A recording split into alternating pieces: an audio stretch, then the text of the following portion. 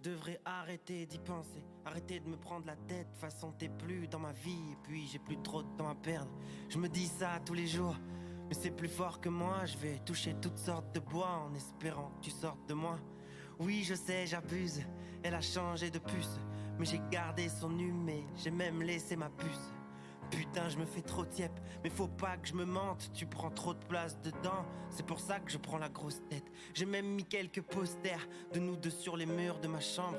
Je suis un bâtard et plutôt cool, t'as eu de la chance. J'ai l'impression d'être une MST, c'est fou ce que tu m'évites. Du coup je me force à te détester, c'est tout ce que tu mérites. L'amour rend pas aveugle, la merde couvre mes yeux je crois. En vrai je m'en bats les couilles, je suis sûr de trouver mieux que toi. Qui a déjà eu des MST ici? À part toi? Ah, c'est pas le sujet? Non. Pardon, on va sur le sujet. Alors, de quoi on parle aujourd'hui, les gars? Ça va ou quoi? Ça va. Je ne m'attendais pas du tout à cette cette introduction ouverture Ah ouais de podcast. Ah merde, tu veux qu'on la, Ça va, tu Manuel veux qu'on la refasse? Ça va très bien. C'était et pas vous bien? C'était hors propos, hors sujet, non? C'était parfait, Léo. Ah, merci, ça me va, alors je suis content. On parle de quoi aujourd'hui, les gars? On parle d'un sujet qui nous vient de la dernière newsletter de Manuel. Est-ce que vous êtes abonné à la newsletter de Manuel? Comment on s'abonne à la newsletter de Manuel, Manuel? Qu'il est con. Il y a le lien sur mon compte Twitter ou sur mon site, manueldiaz.fr. Magnifique. Tu parlais quoi dans ta newsletter? Je parlais du manque. Ok. Et D'argent? non, du manque en général. Lui, dès qu'il peut être monégasque, il fonce. Hein. La caillasse. La caillasse. Non, je parlais du manque parce qu'il y a un truc qui me frappe, c'est que les gens comprennent souvent trop tard que quelque chose peut leur manquer, mais il est déjà trop tard quand ils le comprennent, en fait. Ouais. Et je n'arrive pas à comprendre ça. Je n'arrive pas à comprendre que les gens n'aient pas cette capacité à se projeter pour imaginer qu'il faut profiter des choses tant qu'elles sont encore là et plutôt convoiter ce qu'on a plutôt que ce qu'on pourrait avoir. Et prévoir ce qui pourra te manquer, c'est aussi éviter que ça parte. C'est aussi une façon de le garder autour de toi, effectivement, le préserver, en fait. C'est pas uniquement sentimental ce que tu décris. Pas du tout, ça peut l'être, mais pas uniquement. C'est aussi être capable de reconnaître que t'as, je sais pas moi, dans un contexte professionnel, un mec dans tes équipes qui est peut-être pas le meilleur, etc., mais par contre qui a la bonne attitude, la bonne répartie, le bon engagement, etc., et plutôt de convoiter un mec qui est un tout petit peu meilleur, n'oublie pas de constater aussi que ce mec a aussi la compatibilité complète avec la culture de la boîte, etc. Ouais. En fait, c'est ce côté toujours plus, encore plus, toujours mieux. Tu vois, l'herbe est toujours plus verte ailleurs jusqu'à ce que tu t'aperçoives qu'elle est en synthétique. C'est bien ça. Toi, Romain, à part de style, tu manques de quoi? Merci. Tellement gratuit. De ouf. Les gens peuvent pas te voir là, donc je dis ce que je veux, ils vont me croire. Hein. C'est vrai. Bah, en même temps, c'est bonjour. Depuis le Marcel, c'était peut-être pas obligatoire. Est-ce que vous avez déjà réfléchi à cette notion-là, au manque? Est-ce que des choses vous ont ou des gens vous ont manqué? Oui, et effectivement, moins maintenant, mais je m'en suis toujours rendu compte un peu trop tard, parce qu'on prend pas conscience, et je pense qu'on prend pas le temps de réfléchir à ce qui est important pour nous. C'est-à-dire que souvent, on considère que ce qu'on a, c'est complètement acquis et on l'a mérité, donc c'est normal que ce soit là. Donc le jour où ça part, tu dis « Attends, mais je mérite ça pourtant ». Alors qu'en fait, c'est souvent en considérant que ce que tu as est acquis et que tu le mérites, c'est souvent comme ça que tu agis comme un connard et que tu perds les choses. Moi, pour une fois, c'est moins dans le business, c'est plus dans le perso. Ouais. Dans le business, en fait, au fur et à mesure, j'ai l'impression que tu as acquis une certaine valeur et expérience qui fait que tu peux redémarrer sans redémarrer de zéro. Donc si tu perds quelque chose, tu sauras peut-être être un peu plus rapidement à un bon niveau, alors que dans le personnel, tu peux pas gérer les gens qui partent autour de toi. Et moi, pour exemple, j'ai pas peur de le dire, mais j'ai encore jamais vécu la mort d'un proche. Ouais. Et je pense que c'est un sujet... Ça va pas tarder. C'est vrai, peut-être, mais c'est un sujet que je ne saurais pas maîtriser pour le coup. Ouais, Parce que c'est... D'un côté, je me dis, certes, aujourd'hui, je suis égoïste parce que je pense plus à moi qu'à voir des proches, à essayer de passer du temps avec eux, parce que je pars du principe que si je vais les voir, ben, je fais pas vraiment quelque chose que j'ai vraiment envie de faire. Ce que j'ai vraiment envie de faire, c'est m'assouvir dans ce que j'aime entreprendre, etc. Ouais. Et donc, tu vois, j'aurais l'impression de les tromper. Il y a aussi ce côté au-delà des choses qui sont acquises. En fait, ils sont là. Donc, tu te dis, bah, si j'avais envie d'aller les voir, je pourrais aller les voir. Et si du jour au lendemain, ils sont plus là, tu vas te dire, mais en fait, j'étais un connard. Il fallait que j'aille les voir le temps ils étaient là. C'est aussi parce que notre cerveau prend des raccourcis. Ouais. C'est-à-dire que pour éviter la souffrance, on ne projette pas le fait que les choses comme les gens ont une fin. Ouais. Et on préfère imaginer qu'ils sont éternels. Moi, c'est un truc que je fais de fou, moi, ça. Parce que ça nous évite de penser à des choses douloureuses. Et le cerveau déteste penser à la difficulté, aux efforts et aux choses douloureuses. Donc, il prend des raccourcis, il s'imagine des scénarios qui lui facilitent la vie. Et en ce sens, on imagine que des situations, des moments, des personnes sont éternelles et qu'on peut en disposer comme on veut et quand on veut. Je sais pas pourquoi, mais moi, depuis tout petit, je le fais beaucoup, ça, d'imaginer que des proches meurent et de savoir comment je réagirais, comment ma vie serait sans ces personnes-là. À ce stade, Léo, c'est des souhaits. C'est un peu macabre. Bah non, parce qu'après, genre, je vais juste trafiquer un peu les pneus ou les trucs comme ça, mais rien de... Non, mais c'est vrai que c'est un truc que je fais depuis tout petit, m'imaginer, me dire, en fait, si cette personne disparaît demain, comment je réagis, à quoi ressemble ma vie? Et souvent, c'est assez terrible et j'ai envie d'appeler la personne en question. C'est pour ça que d'ailleurs que je vous appelle jamais. Mais Moi, je suis incapable d'imaginer. Ah je ouais. sais pas. En Mais fait, je sais pas si par forme de protection, justement, j'essaierai de me couper de ce manque et de m'occuper complètement autre chose, de changer radicalement ma vie du tout au tout pour ne surtout pas y penser.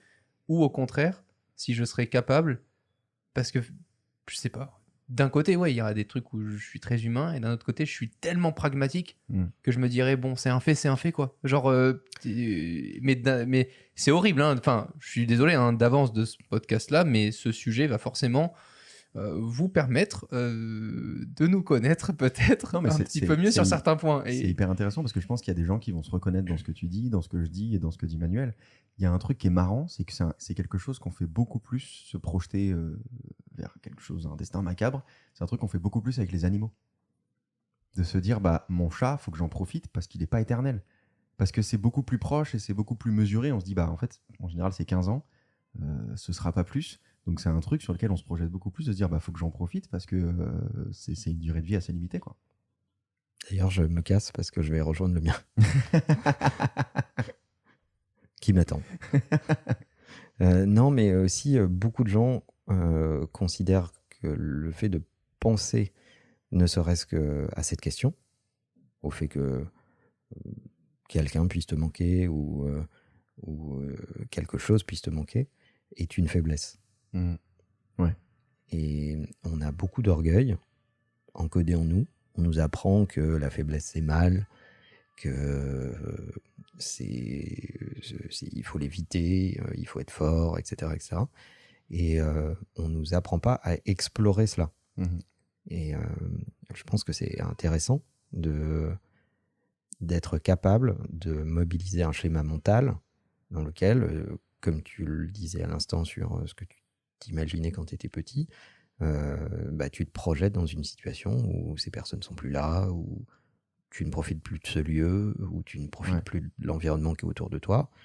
Et du coup, ça intensifie ton présent. Mais il y a beaucoup de gens qui ne sont pas capables de ça. Et ça peut totalement être fait dans une boîte. De se dire, cette personne-là qui n'est pas forcément la meilleure, comme tu disais, si demain, elle fait plus tout ce qu'elle fait, à qui j'attribue toutes les tâches dont elle s'occupe toute la journée, et qu'est-ce qui se passe dans la boîte? Ça peut totalement être un bon exercice. Et c'est peut-être le point le plus compliqué pour faire grandir une activité. C'est de réussir à la fois à t'entourer de gens meilleurs et à ne pas perdre les gens qui sont très bons. Ouais. C'est vrai que passer du tout au tout, et puis on est quand même aujourd'hui dans une société qui te pousse à avoir les choses très rapidement, de manière ultra simplifiée, t'es pas obligé de les embaucher, tu peux travailler avec des freelances, tu peux faire des tests, tu peux faire... Enfin, tu vois, il y a tellement de choses qui font que t'es pas obligé de te projeter en te disant putain, si je fais ça, c'est irréversible, que finalement, ça te pousse à faire plein de trucs et parfois à pas réfléchir réellement sur la décision humaine qu'il y a derrière. Ouais. Et Manuel, toi, pour revenir à ta newsletter, tu considères que ce manque qu'on fuit un peu tous, qu'on n'arrive même pas à projeter, c'est extrêmement important finalement. Je pense que c'est primordial, en fait. Je pense que c'est primordial de le modéliser, de le comprendre, parce que c'est la seule façon de profiter de ce que la vie met sur ton chemin. Si on considère qu'il y a une forme, qu'on croit aux rencontres, ou tu peux l'appeler comme tu veux, hein, les rencontres, le destin, etc., etc. Si tu veux prendre le meilleur de ce qui t'arrive, alors tu dois apprendre à profiter de ce que tu as et à un peu moins convoiter ce que tu pourrais avoir.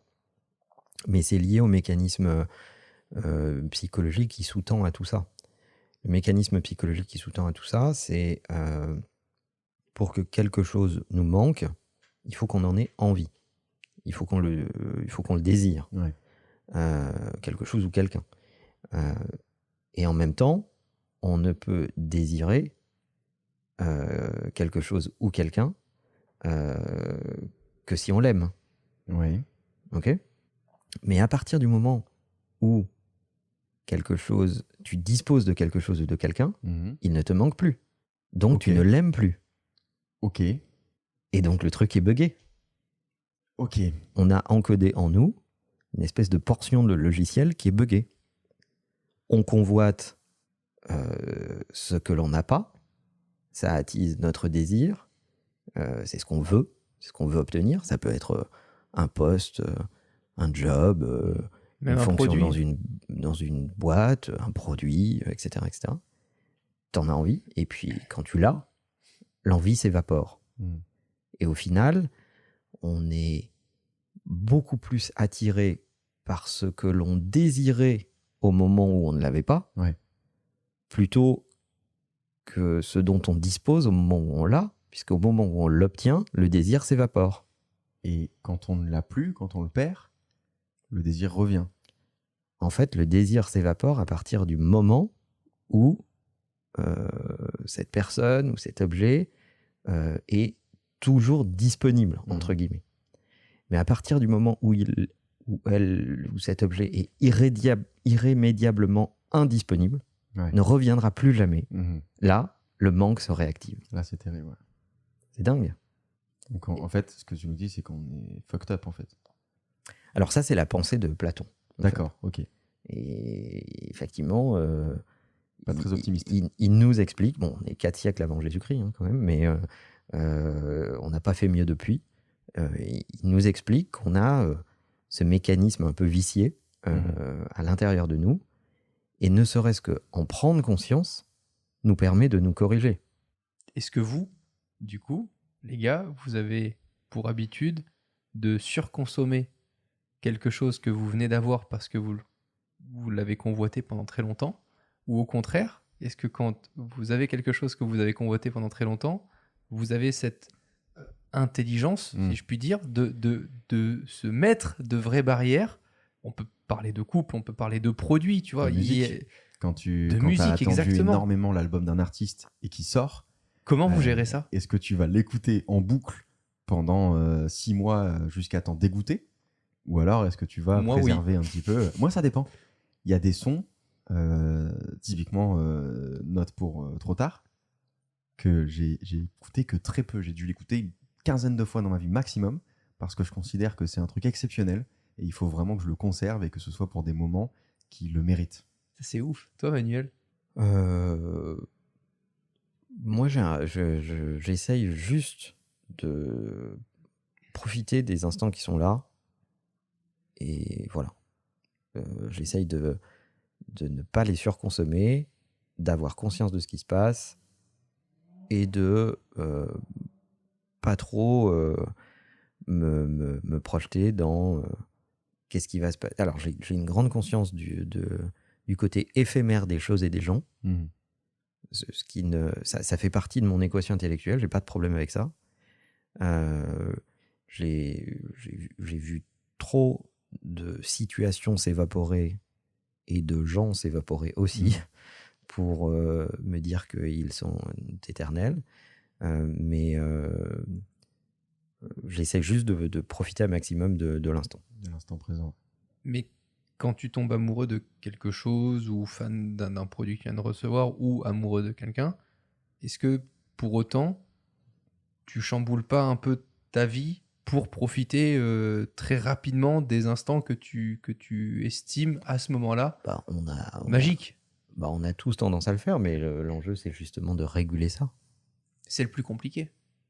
Je pense que quand tu as un peu ce recul, cette expérience, et que tu es un tout petit peu moins con qu'il y a quelques années, etc., justement, tu gères ton manque, voire même tu organises ton manque. C'est quelque chose pour moi qui compte beaucoup.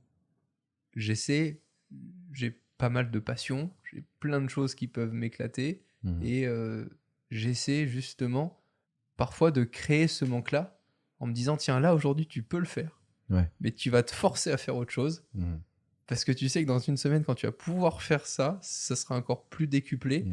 Et parfois c'est aussi très bizarre parce que personnellement je l'ai mis vraiment en pratique dans ma vie perso, et je peux par exemple être chez moi avec la personne avec qui je vis et lui dire non, ce soir on n'est pas ensemble, et pour autant on est sous le même toit. Et ça, c'est quelque chose... C'est-à-dire que vous vous quittez régulièrement ? Exactement.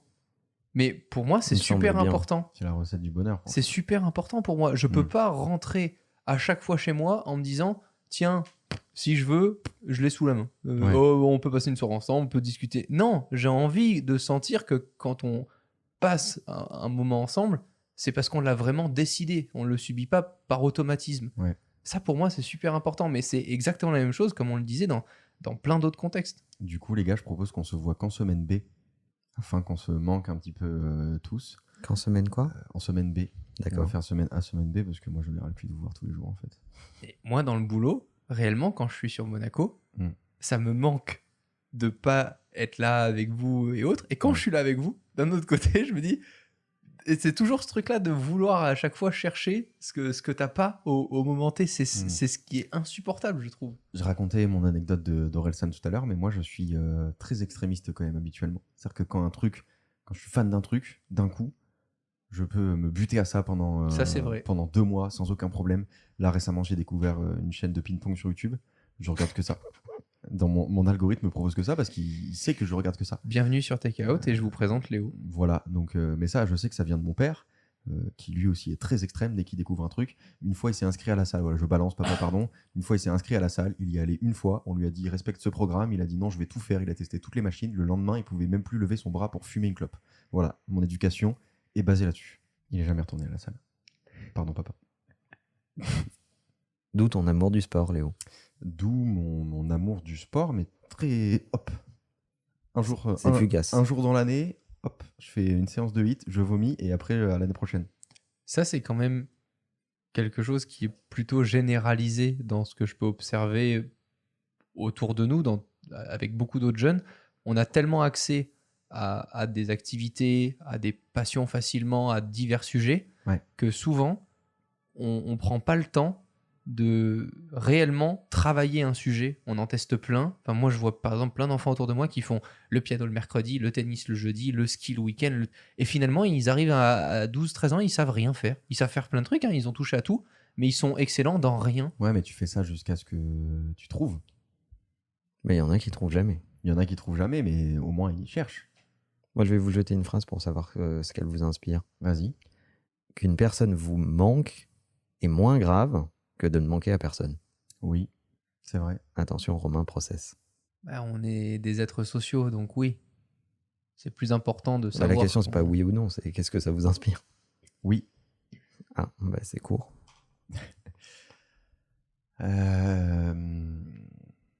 Nous sommes des animaux très égocentriques.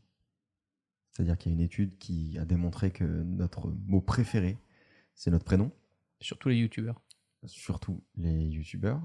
Surtout le deuxième qui est dans cette pièce avec moi. Donc, oui, forcément. Forcément. On a besoin de manquer à quelqu'un. C'est même parfois un jeu un peu dangereux parce qu'il y a des gens qui font tout pour manquer à quelqu'un. J'en ai connu plein. Ah bon? Ouais. Ça s'appelle des ex. Tu veux en parler? Non, ça ira, j'ai guéri. Et toi, Romain? Mais c'est ce côté très frustrant. C'est justement on cherche, et c'est souvent ce qui crée l'amour. C'est quand tu cherches plus souvent à manquer à l'autre que quand tu lui montres qu'il ou elle te manque. Suis-moi, je te suis-moi, je te fuis. C'est exactement ça. Et c'est un jeu qui, du coup, fait que certains couples restent ensemble 50 ans. Hein. Mais je trouve que c'est le sport le plus difficile à pratiquer. Et c'est d'ailleurs une vraie méthode commerciale, d'ailleurs. Le fait que quand tu veux acheter un truc sur Apple, sur l'Apple Store, un produit qui vient de sortir, si tu le prends pas dans les 5 minutes qui suivent l'annonce, eh ben, il va falloir attendre 6 mois pour en avoir un nouveau. Ça repose là-dessus. Tu as une certaine pression de dire « Ah putain, faut que je le commande absolument maintenant parce que sinon je vais en manquer pendant 6 mois. » Ouais, ou tu peux pousser le concept encore plus loin et faire les raffles de Nike. Ouais, par exemple, hein, chaque fois que je veux une paire et qu'on me dit « Ah, tu n'as pas été tiré au sort. » Et dans un autre contexte, même avec des clients avec qui tu as très envie de travailler, si tu leur montres qu'ils sont pas vraiment essentiels à ton équation Ouais. et que... Alors il se trouve qu'on a fait ce truc avec plein d'autres gens et puis on a pensé à vous parce qu'on nous a un petit peu parlé de vous, alors qu'au fond tu bouillonnes, tu rêves Parce de... que ça rejoint ce que dit Manuel, tu es touché dans ton ego, tu as besoin qu'on ait envie de toi, de tes services, c'est un vrai besoin, il faut qu'on vienne te chercher. Il faut pas que ce soit anodin en fait. C'est comme nous, quand quelqu'un vient nous voir et qui nous dit « Ah, j'adore ta chaîne et tout », c'est exceptionnel quand on nous dit ça. On a une énergie à ce moment-là. On a envie de discuter avec des gens auxquels on n'a pas envie de discuter d'habitude. Puis des fois, on répond ouais. Ça c'est autre chose. Même. Est-ce que vous vous rendez compte de ce sentiment ou est-ce qu'on le subit et on s'en rend compte ensuite? J'ai l'impression que c'est un sentiment très direct. Ça t'arrive, tu réagis ou tu surréagis et ensuite tu réfléchis à ce truc-là. C'est vachement dur, je trouve, à préparer. Moi, ce que je n'aime pas dans l'idée ou dans les quelques exemples que vous venez de citer, c'est l'idée que ça soit fake en fait. L'idée qu'on puisse le fabriquer. L'idée de se dire ah bah tiens, là je vais faire ça parce que ça, du coup, comme ça, je vais lui manquer. C'est toute l'histoire des remis, tu vois. Ah tiens, je vais pas répondre tout de suite. Surtout, ne réponds pas vite. Ouais, mais ça existe. Ça existe vraiment en fait. Ouais. Et tu restes appuyé sur le message, tu lis, mais tu lui montres pas que tu l'as lu. Ça s'appelle la méthode Titanic. Ah, c'est qu'entre chaque message, vas-y, éduque-nous. Tu regardes Titanic. Pas mal. C'est la bonne durée. C'est bonne vanne. Elle est bien celle-là. Okay. Ça existe. Je jure que ça existe vraiment. C'est pas une vanne, Laurent. Ça existe vraiment. Tout n'est pas une vanne. Je pense que si tu cherches méthode Titanic, tu vas trouver ce genre de truc. Écoute, je ne sais pas, je ne connais pas cette méthode. Mais toi, t'aimes pas? Je n'aime pas ça. Je pense que soit le manque existe naturellement, et auquel cas ça évite les quiproquos, tout ça n'est pas artificiel. Et moi, ça me rend un peu triste de voir sur TikTok tous ces gamins là qui disent ah, lui réponds surtout pas vite, mais là on remis, machin, etc., etc. Je trouve tout ça un peu triste en fait. Parce que j'ai l'impression que tout ça est un grand artifice. Ouais. Et le jour où tu débranches l'artifice, bah en fait, ces gens n'avaient rien à faire ensemble et c'était juste une illusion. Oui, tu as cultivé un manque que tu cultiveras pas dans le quotidien. Bah dans la durée, il ne pourra pas tenir. Bah après, ça n'a rien à voir avec les macarons, mais oui. Pas mal. Comment tu fais du coup pour savoir si tu manques justement à cette personne-là si elle te le dit pas? Et si tu le cultives pas? Alors, je pense que le manque ne doit pas se cultiver, c'est ce que je disais à l'instant. Si tu le cultives, alors il est totalement artificiel. Et s'il est artificiel, il ne tiendra pas dans la durée. Et 2, tu le sens. Il faut accepter de revenir à notre état de mammifère, d'animal social, en fait. C'est-à-dire qu'il y a des trucs, ça peut pas... Il n'y a pas une liste en 3 points qui dit bah ça, c'est les critères qui fait que tu manques à quelqu'un. Il y a certainement des signaux, mais tu n'as pas forcément besoin de les rendre extrêmement explicites, tu n'as pas forcément besoin de les rendre presque dérangeants. Normalement, tu le ressens.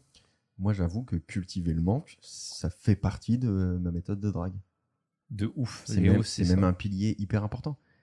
Parce que si par exemple je suis sur Tinder et je parle avec une meuf, et bah, ces messages sont remplis de gens qui lui répondent du tac au tac dans la minute parce qu'ils ont extrêmement faim. Ouais, mais là, t'es dans un... Je ne drague que sur Internet.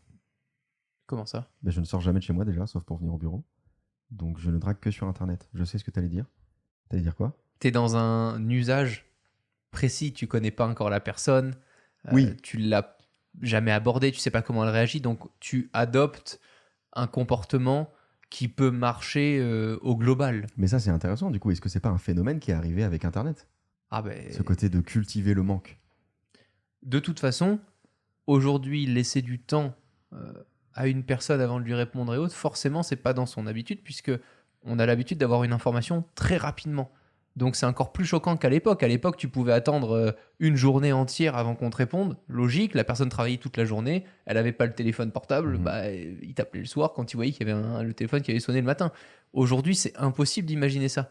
Donc, Bah, en fait, quand tu cultivais le manque à l'époque, ça veut dire que tu mettais combien de temps à renvoyer ta lettre, tu vois? Enfin, au bout d'un moment, c'est long. ouais, bon, là, on est de l'époque quand même. Hein. Au bout d'un moment, c'est un peu trop long. Donc, je pense qu'on le fait plus maintenant parce qu'effectivement, répondre à un message, c'est rapide. C'était pas il y a si longtemps que ça. Il y a encore des gens qui ont des relations épistolaires. Hein. C'est-à-dire? C'est vrai. Par lettre, par courrier. Quoi? Ouais, ça existe. Mais c'est-à-dire? C'est-à-dire qu'ils s'envoient des courriers. T'écris une lettre manuscrite, tu l'envoies. Et Mais- puis, il s'installe ce temps de, l'expédition, de l'attente de la réponse. Il faut que l'autre la lise. C'est avec Il iCloud et faut- Hotmail et tout, Dans, c'est dans bon. Intouchable, ils font ça. Ah, mais c'est hotmail.com, quoi. Non. Il n'y a Ça, pas c'est de un technologie. tu vois. Courriel. C'est du papier, en fait. Non, mais par contre, vous êtes sérieux, les gars? Ah oui, Oui. ça existe, bien sûr. Bien sûr. Et c'est très bien, c'est très charmant. Comment ça, c'est très charmant? Bah, c'est très charmant. Il y a ce moment où Ah suspendu, bah, où oh tu, là là, bah, arrêtez, les tu gars. ne sais pas exactement si l'autre va répondre, sous combien de temps il va répondre. Il faut à la fois, Et puis, à il y la a un- fois Il y que. a un côté fait main. Oh, mais vous êtes sérieux? Mais c'est très bien. Bien sûr qu'on est Le sérieux. côté fait main, le côté... Mais c'est quoi? Oui. Bah, c'est quand même. Avoue que c'est quand même. Mais moi, il y a que mon comptable qui reçoit des lettres. Et ça me fait chier de lui envoyer des Voilà, c'est lettres. exactement pour ça que tu n'as pas de relation épistolaire. C'est parce que tu parles de ton comptable à ce moment-là C'est de ça. la discussion. Avoue qu'il y a quand même. Alors, moi c'est pas du tout mon truc, hein, je fais pas ça, mais admets qu'il y a quand même un côté beaucoup plus romantique à écrire une lettre qu'à écrire un message sur Messenger. Alors, le truc qui est mignon et que j'ai déjà eu, c'est tu pars en voyage et t'as la petite lettre cachée dans la valise et tout. C'est mignon. Mais parler par courrier? Non, mais vraiment? Mais oui, bien sûr que ça existe. Et l'autre, il débarque. Mais genre là, en ce moment, il y a des gens qui vont à la poste parce il y a des gens qu'ils qui se font disent Stéphanie, Alors, tu ta sais, dernière lettre, on là. a inventé un truc assez fou qui s'appelle les boîtes à lettres. Mm. Et t'as pas Il y en a besoin encore d'aller à la Pas besoin poste d'aller à la pour poste. poster des lettres. Mm. il y a vraiment une vraie question. Il y a encore des boîtes aux lettres? Oui, Beaucoup? Mais bien sûr que oui. Moi, j'en il y a vois plein jamais. de gens qui les utilisent. D'ailleurs, tu en as une, tu ferais bien de l'ouvrir de temps en temps. Il y a sûrement des gens qui t'envoient des choses. C'est fou. Mais après, tu peux continuer à avoir une relation épistolaire avec ton comptable. Hein. Nous, c'est parce on t'interdit rien. Ok. Mais juste, on te dit que ça existe. Mais en D'accord. plus, il la connaît, cette relation, parce que la première industrie qui fait du manque son business model, c'est le luxe. Ah bah, bien sûr. On peut développer, si vous le souhaitez, C'est dans bien sûr. un... C'est le business C'est model fabuleux. du luxe. C'est la C'est rareté. organiser le manque. C'est incroyable. Mais c'est incroyable. C'est pas un problème. Il y a très très longtemps, c'était un problème de capacité de production. Ouais. Pour fabriquer une malle à la main, il fallait du temps.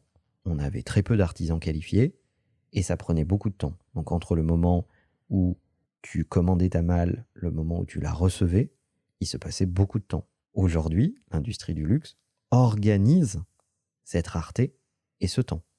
Le fait que certains produits soient sur commande, Ouais. qu'on ne t'annonce pas de délai ferme, mais qu'on te dise dans les 2 à 4 mois. Mhm. L'horlogerie fait partie de cette industrie-là, en fait. Elle organise. Bon, en même temps, quand tu es une industrie qui vend du temps, heureusement que tu organises le manque. Parce que tu vends du temps quand même. C'est le business model de la Suisse. Mais pareil, chez plein d'autres marques, tous les produits numérotés, c'est une organisation du manque. Et certaines industries qui sont complètement dans les toutes dernières technologies continuent d'industrialiser cette façon de procéder, même les NFT, les gars. Les NFT sûr. aujourd'hui, quand tu peux acquérir un tout nouveau NFT qui vient d'être réalisé par le créateur, ils te font attendre quelques jours avant de réellement découvrir le NFT que tu détiens, même si tu le détiens déjà, etc., pour qu'il y ait encore cette sensation de quand est-ce que je vais réellement voir l'œuvre numérique que j'ai achetée, etc., alors que ça pourrait être quelque chose d'ultra instantané. Donc, effectivement, psychologiquement, je pense que l'être humain en a vraiment besoin et ça permet plein de choses. Ça permet par exemple le fait de vouloir conserver quelque chose beaucoup plus longtemps quand tu as passé beaucoup plus de temps à l'attendre que si tu l'avais tout de suite, tu pourrais très facilement vouloir le revendre. Il y aurait moins de valeur en fait à tes yeux. Ça permet surtout deux choses. De mettre de la valeur dans le produit, donc de le vendre plus cher. C'est la différence entre le coût et la valeur. Donc ça te permet de Quand t'attends attribuer plus de valeur à ce produit. une vidéo avec Léo pendant un an, par exemple, tu l'attends. Alors c'est de moins en moins le cas, Je mais cultive énormément le manque. C'est vrai. Parce que le manque est important, Manuel. C'est le cas de l'industrie automobile, par exemple. L'industrie automobile, elle sait exactement combien elle fabrique de voitures, Sauf en ce moment. quand est-ce qu'elles vont être disponibles et où est-ce qu'elles sont et où est leur stock. La réalité, c'est que te faire passer commande d'une voiture et te faire attendre plusieurs mois pour obtenir cette voiture, je parle surtout des voitures neuves, c'est complètement artificiel. Au moment où tu la commandes, on sait exactement si cette voiture est déjà produite ou pas. La question des options, etc., tout ça, c'est du bullshit, surtout avec les usines dont on dispose aujourd'hui, qui sont capables d'assembler une voiture assez vite. Tout ça, c'est juste fait pour que tu attribues plus de valeur à ce produit et que tu acceptes de le payer ce prix-là. D'ailleurs, toute l'industrie de la nostalgie repose sur le manque. Bien sûr. L'industrie des vinyles, etc., c'est uniquement du manque qu'on met à profit. Ça te manque les vinyles, Romain? Ah, énormément. Les relations épistolaires, ça te manque aussi? Il nous dit le mec qui a une platine dans son bureau quand C'est même. clair, le seul au bureau qui a une platine. C'est de la déco, les gars. Ouais, c'est de la déco. Ouais, comme tous les mecs qui achètent des vinyles finalement. C'est ça. Je me suis mis plein de gens à dos. Manuel, comment tu dis que le manque c'est extrêmement important, comment tu le matérialises? Est-ce que tu le cultives? Non, moi je cultive pas le manque, mais j'essaye de pas me laisser surconsommer. Ok. Et moi je fais tout l'inverse, comme ça on s'équilibre. Non, je pense qu'on dit la même chose, c'est-à-dire que les gens peuvent te solliciter, etc., mais quand j'estime que c'est pas nécessaire, je réponds pas, ou je dis non, ou c'est pas, tu vois, c'est pas le bon moment, etc. Et voilà, j'essaye que le dosage soit juste. Mais je fais une grande différence entre les gens qui ont compris ça et ceux qui ne l'ont pas compris. Et ça se voit assez vite dans les relations entre les gens. Tu as des gens qui vont t'interpeller peu de fois, mais ça va être toujours préparé. Parlons d'un contexte business. Ils vont t'envoyer une note en amont, il y aura leurs questions dedans, et ils vont te solliciter 2 ou 3 fois dans l'année maximum, et ça va toujours être très précis et très organisé. Ces gens-là, tu te dis, ils ont une relation au manque qui est beaucoup plus mature que des gens qui te trouvent sympa, avec lesquels tu as une relation sympathique, et qui, sous prétexte que cette relation se passe bien, vont te surconsommer. C'est-à-dire vont t'envoyer des SMS, des emails, des sollicitations DM, etc. etc. Moi, je pense qu'il faut préserver sa superbe. J'applique tout ce que tu dis dans mes relations sociales sans trop le faire exprès, parce que j'ai une énergie sociale qui est assez basse. Insupportable, Léo. Qui est assez basse. Et donc, effectivement, je déteste quand les gens m'envoient plein de messages d'affilée, des messages vocaux et des messages sur plusieurs plateformes. Non, tu détestes quand on te parle et que c'est pas exactement le moment où tu voulais parler à la personne. Non, ça, c'est pas vrai. Je déteste le fait qu'on me reproche de ne pas répondre au moment où la personne qui me contacte considère que c'est le moment. Non, on ne considère pas en 4 jours que tu ne peux pas répondre. La période peut être longue. Voilà. Mais c'est-à-dire là, on arrive dans la réalité de Léo. Au bout d'un mois, voilà. Les gens ont légitimement le droit de se poser la question. Ça, c'est parce que ils ont considéré que c'était le moment de me parler et j'en avais pas envie, c'est tout. Ce mois-ci. Ils ont peut-être surconsommé mon attention. Non, mais j'aime bien garder le contrôle de à qui je parle, c'est tout. Et je le fais comprendre en ne répondant pas. C'est tout. Je déteste l'idée que on attende forcément de moi une réponse. T'es qui pour attendre de moi une réponse? T'es mon daron? Je crois pas. Je suis pas obligé de te répondre. Si tu me parles en vrai, je serais très content de te voir. On va passer la soirée et tout, je vais boire des coups avec tout le monde, ça je sais faire. Par message, je considère que c'est pas parce que tu m'envoies un message qu'il faut absolument que je le lise et que j'y réponde. C'est pas... Depuis quand on se met cette pression de répondre à tout le monde en fait? Sinon on le ferait aussi avec nos abonnés et tout. On répond pas à tous les messages. On n'a jamais ressenti cette pression. Alors pourquoi, avec tous les gens que j'ai rencontrés dans ma vie, je devrais leur répondre? Je suis un abonné de Léo Duff. Avant toute chose, oui. Tu viens de perdre en statut. Non mais en vrai t'abuses parce que je te réponds. Il est vrai. Voilà. Ça s'est amélioré. Voilà, donc... Manuel, arrête. le sujet est parti de ta newsletter parce que tu avais loupé une semaine de newsletter. J'avais fait en sorte de ne pas envoyer de newsletter cette semaine-là. Quelle a été la réaction du coup des gens qui suivent ta newsletter sur la nouvelle newsletter? Écoute, j'ai eu des réactions très diverses sur, on va dire, sur des tons très différents. Ah ouais? Mais j'ai reçu énormément. La newsletter, J'ai un mec qui me dit sur Twitter, où est la newsletter? Point d'interrogation. Waouh! Pas bonjour, que dalle. C'est où est la newsletter? Tu vois, ça par exemple, c'est une des raisons pour lesquelles je réponds pas tout le temps aux gens. Bah, Tu leur donnes ça, ils te prennent ça, Manuel. J'ai d'ailleurs pas répondu, mais j'ai eu plein d'emails. J'ai eu des gens très sympas qui disent ah tiens, on n'a pas eu la newsletter, ça me manque, machin, etc. Et moi j'étais là en me disant ah parfait, parce que c'est exactement ce que je voulais. Ce que je voulais, c'était leur parler du manque. Mais la meilleure façon d'en parler, c'est que quelqu'un en souffre. Tu soignes pas quelqu'un qui est pas malade. Donc finalement, tu le provoques en fait, Manuel. Bah, là, en l'occurrence, pour la force de la démonstration, c'était intéressant. Bien sûr, pour la force de la démonstration. C'était intéressant de le faire vivre. Parce qu'on pouvait mieux en parler après. Et après, justement, la réaction des gens qui suivent la newsletter, quand tu as republié ta newsletter, ça a été quoi? Et en fait, d'abord, j'ai eu moins de réactions quand j'ai renvoyé une newsletter la semaine d'après. Les newsletters, c'est toutes les semaines, donc ils ne l'ont pas eu pendant une semaine. J'en parle d'ailleurs dans ma newsletter en disant bah, puisque je vous écris, maintenant, je vous manque moins.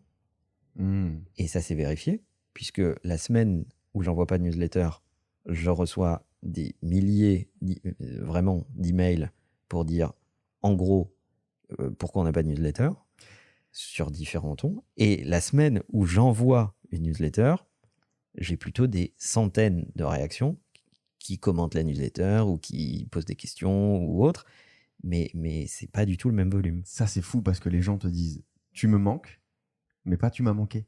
Exactement. C'est hyper révélateur C'est ouf. de ce qu'on disait tout à l'heure. C'est plus facile d'adresser un reproche plutôt qu'un sentiment.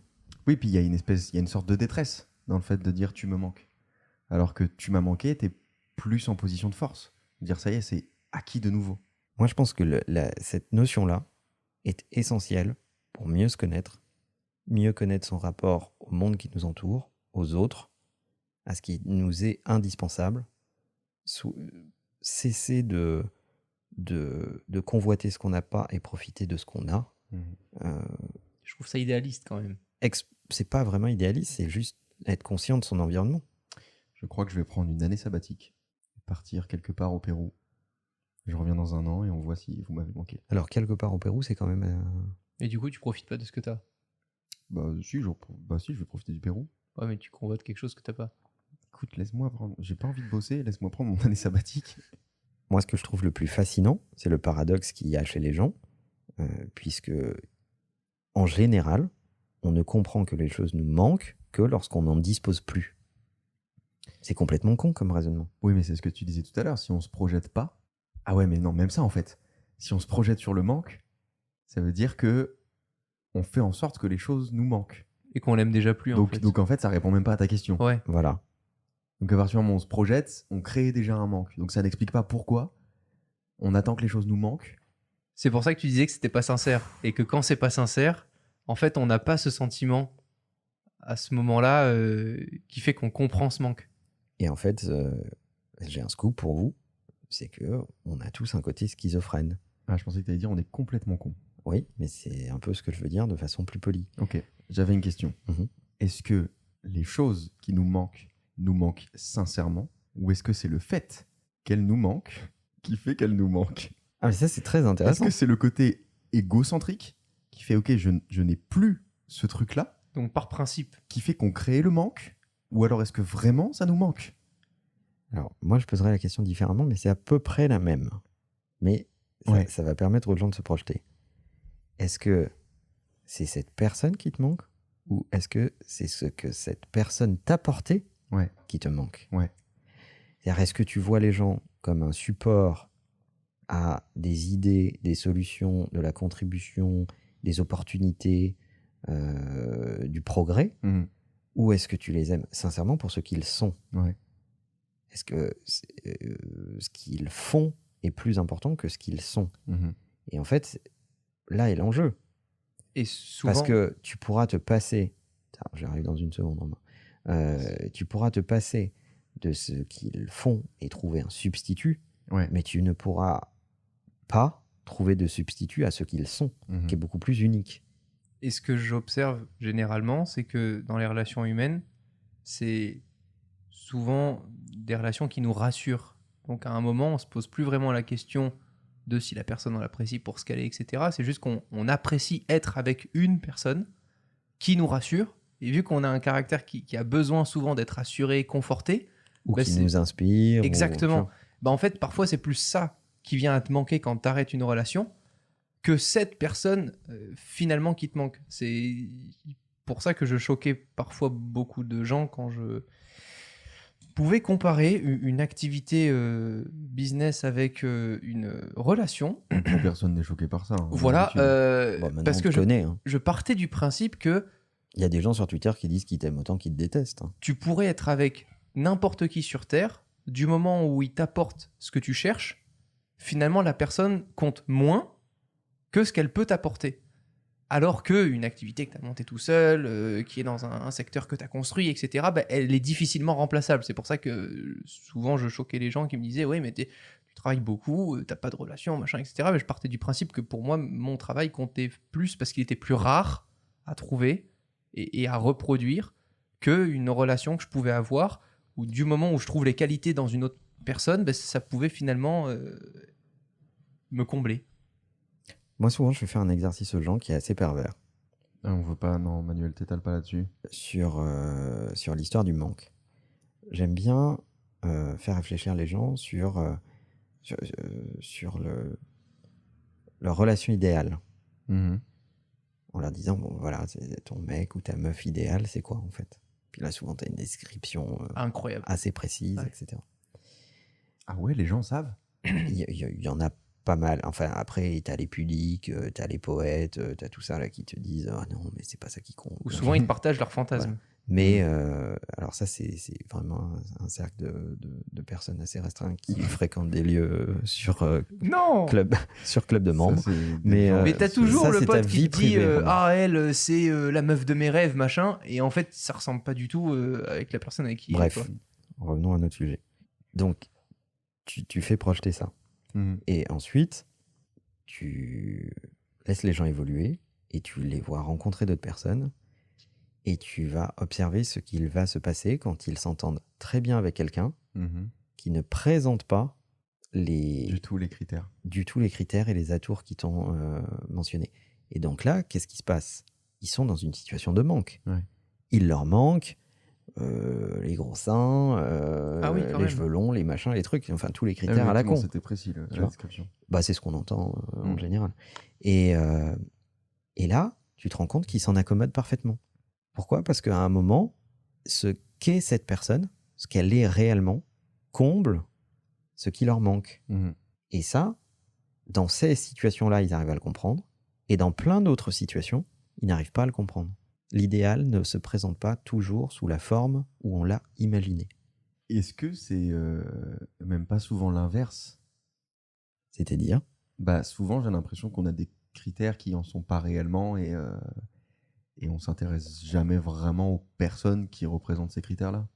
Moi, j'ai l'impression qu'à chaque fois qu'un pote ou une pote me dit ah oui, moi j'ai besoin de quelqu'un comme ça, c'est toujours pas du tout cette personne-là avec qui elle finit. Bah, parce que personne s'avoue que le physique compte en premier et ça fait chier beaucoup de gens Ah non, pas d'assumer. forcément, même, Ah ouais même sur du physique. Moi, je j'ai juste suis l'impression pas du tout que- d'accord avec ça. Ah Moi, bon Moi, Non, pas du tout. j'ai juste l'impression que tu ne peux pas mettre une définition, mettre des critères sur la personne qui va partager ta vie, la personne avec laquelle tu vas t'entendre. Parce que si j'avais dû dire il y a 5 ans, parmi mes meilleurs potes, il y aura Romain et Manuel, jamais de la vie j'aurais dit ça. Bah non, t'aurais décrit comme moi. Mais non, mais j'aurais jamais décrit vos personnalités en fait. J'aurais certainement dit un mec comme moi, un mec un peu créa, très loin du business, etc. Mais vous, ça t'es ne dans la serait merde. jamais venu à l'esprit. Mais le hasard de la vie fait que tu te retrouves avec des gens qui sont complètement à l'opposé de qui tu es et qui tu penses apprécier. Mais ça, c'est le signe d'une certaine maturité. Et je pense que si on veut se rendre service, il ne faut pas trop projeter d'idéal. C'est exactement comme les gens, tu vois, qui modélisent une soirée, un anniversaire, un voyage, des vacances ou je ne sais quoi. Ben, en fait, à force de les imaginer, ils ne peuvent être que déçus. Ouais. Parce que ça ne sera jamais exactement comme ils l'ont imaginé. Et au lieu d'accueillir l'imprévu comme une opportunité, ils l'accueillent comme une déception. Ah, je déteste l'imprévu. Bah là, en fait, l'imprévu doit faire partie du plan. Ben, je déteste ça. C'est pour ça que tu échoues. Oui. En combien de mots? Souvent, c'est vrai. Pas mal. Non, mais voilà, c'est comme ça. En fait, à un moment... Tu dis ça, mais t'es le premier à détester l'imprévu en vacances. Quand on part en vacances, on veut que tout soit timé, propre comme on l'a imaginé sur les photos et autres. On n'a pas envie de se préoccuper des merdes qui peuvent se passer au milieu. Non, moi je veux que tout ce qui est potentiellement prévisible le soit. Parce que je sais qu'il y aura des critères qui ne sont pas prévisibles et dont il faudra s'accommoder. Donc autant mettre tous les autres sous contrôle si tu le peux. Oui, ça veut pas dire que tu dois vivre ta vie en tirage au sort. Voilà, mais il y aura toujours quelque chose que tu n'avais pas prévu et qui va exister. Et le fait de vivre dans une espèce de projection de l'idéal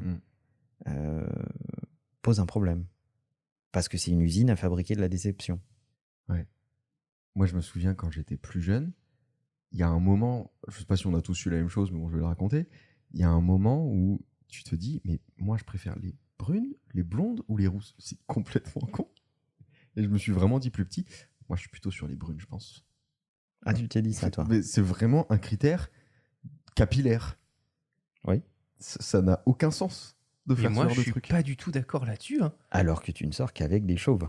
Est-ce que c'est bien ou pas alors de ressentir le manque? Est-ce que c'est jamais agréable pourtant? Quand quelque chose te manque, on déteste ça puisqu'on a envie de l'avoir, mais est-ce qu'à la fin, c'est bien? Mais je pense que le sujet, il est là.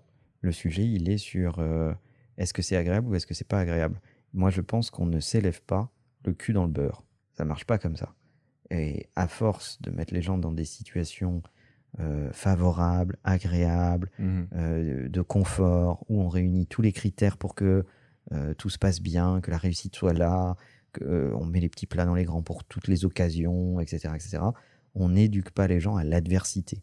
On n'apprend plus aux gens à faire des choses qu'ils n'ont pas envie de faire. On n'apprend pas la force de l'effort, de l'abnégation, de la régularité, de la constance. Autant de mots qui sont aujourd'hui des mots dits ringards. Dès que tu dis ça, tu dis « Ah, mais t'es ringard, c'est plus comme ça maintenant, etc. etc. » En fait, il faut que tout soit un film Marvel. Et ça m'exaspère. En fait, l'enjeu, c'est d'accepter que tout n'est pas idéal, que tout ne va pas se passer comme prévu, que oui, il va falloir fournir des efforts, que oui, nous sommes des êtres doués de compétences et de faiblesses, et qu'il va falloir composer avec les deux. Et c'est finalement ça, l'enjeu. Derrière le manque, il y a nos peurs, il y a nos faiblesses. Derrière nos projections idéales, il y a aussi la peur de vivre telle ou telle situation, d'être face à tel ou tel dilemme. Et si on veut élever des êtres forts, il faut leur donner suffisamment de base pour qu'ils puissent faire face à l'adversité. Pas qu'ils ne sachent réagir que dans des environnements parfaitement préparés pour eux et parfaitement favorables à leur épanouissement. Donc mettons les gens dans la difficulté, faisons-leur reconnaître leur propre dépendance, leur propre faille, leur propre peur, et à partir de là, pour avoir des guerriers. À bientôt. La bise. Je t'ai vu avec ton mec et en réalité ça me fout le seum. C'est vrai que je suis un loser. L'ego je les consomme depuis que tu es parti. Y'a que ma PlayStation qui me console. Qu'on s'aime ou qu'on saigne, pour moi c'est la même merde. C'est la dernière, oui la dernière fois que je parle de toi en concert. Et tu me dis qu'il faut pas que j'arrête, qu'avec le temps ça peut le faire. Même si je me torche avec, merci pour tes conseils. Depuis peu je rêve d'une autre fille. Steven rêve d'une autre vie. Te détester me motive, je peux t'insulter sans motif. C'est vrai que je suis fautif. Ouais, je t'ai cru comme un con. Tu m'as quitté et puis tu m'as dit chérie je t'aime, mais bon c'est plus comme avant. Je dois t'oublier si je veux guérir de mes blessures, je crois.